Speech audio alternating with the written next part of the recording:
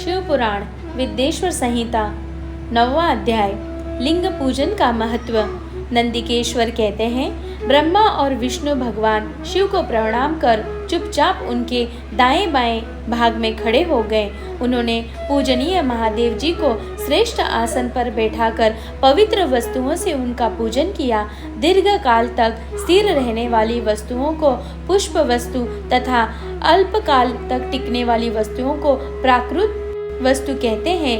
हार, नुपुर, कियूर, किरीट, मणिमय कुंडल, यज्ञोपवीत, उत्तरीय वस्त्र, पुष्पमाला, रेशमी वस्त्र, हार, मुद्रिका, पुष्प, तांबुल, कपूर, चंदन एवं अगरु का अनुलेप, धूप, दीप, श्वेत छत्र, व्यंजन, ध्वजा, चंवर तथा अनेक दिव्य उपहारों द्वारा जिनका वैभववाणी मन की पहुंच से परे था, जो केवल परमात्मा के योग्य थे, उनसे ब्रह्मा और विष्णु ने अपने स्वामी महेश्वर का पूजन किया। इससे प्रसन्न होकर भगवान शिव ने दोनों देवताओं से मुस्कुराकर कहा, पुत्रों, आज तुम्हारे द्वारा की गई पूजा से मैं बहुत प्रसन्न हूँ। इसी कारण यह दिन परम पवित्र और महान रहेगा। यह तिथि शिवरात्रि के नाम से प्रसिद्ध होगी और मुझे परम प्रिय होगी। इस दिन जो मनुष्य लिंग अर्थात निराकार रूप की या मेरी मूर्ति तथा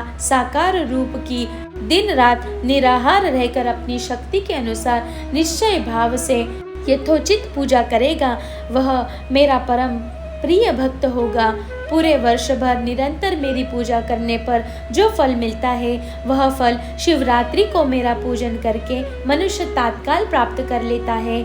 जैसे पूर्ण चंद्रमा का उदय समुद्र की वृद्धि का अवसर है, उसी प्रकार शिवरात्रि की तिथि मेरे धर्म की वृद्धि का समय है। इसी तिथि को मेरी स्थापना का मंगलमय उत्सव होना चाहिए।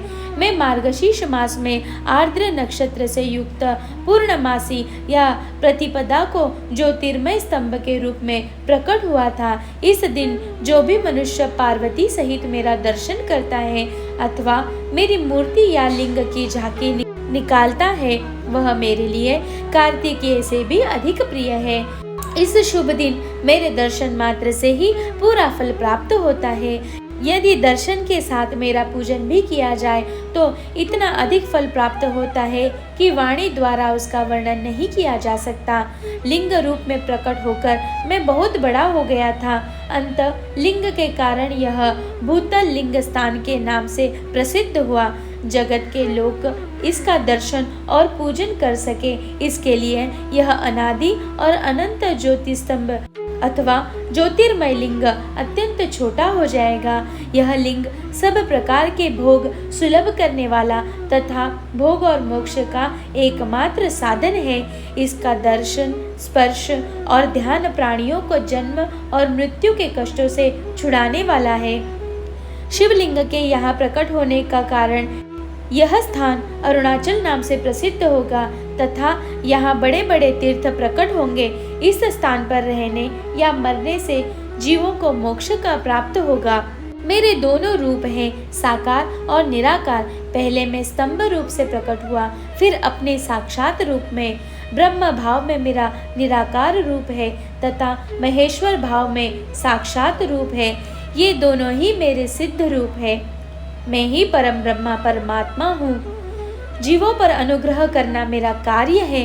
मैं जगत की वृद्धि करने वाला होने के कारण ब्रह्म कहलाता हूँ। सर्वत्र स्थित होने के कारण मैं ही सबकी आत्मा हूँ। सर्ग से लेकर अनुग्रह तक जो जगत संबंधी 5 कृत्य हैं, वे सदा ही मेरे ही है। मेरी ब्रह्म रूपता का बोध कराने के लिए पहले लिंग प्रकट हुआ, फिर अज्ञात ईश्वरत्व का साक्षात्कार कराने के लिए मैं जगदीश्वर रूप में प्रकट हो गया।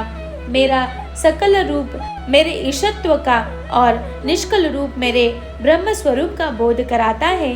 मेरा लिंग मेरा स्वरूप है और मेरे सामीप्य की प्राप्ति करने वाला है। मेरे लिंग की स्थापना करने वाले मेरे उपासक को मेरी समानता की प्राप्ति हो जाती है तथा मेरे साथ एकत्व का अनुभव करता हुआ संसार सागर से मुक्त हो जाता है।